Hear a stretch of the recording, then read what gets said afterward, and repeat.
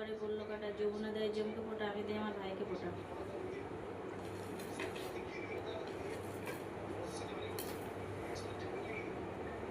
শাকবাজি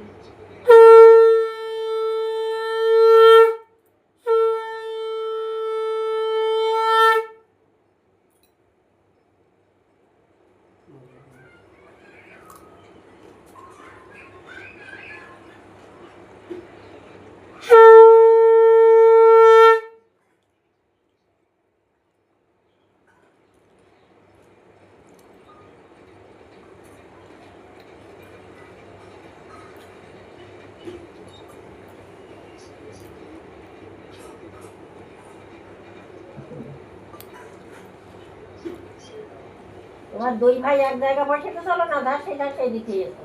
হ্যাঁ, ধার সেই এক জায়গা বসে নি।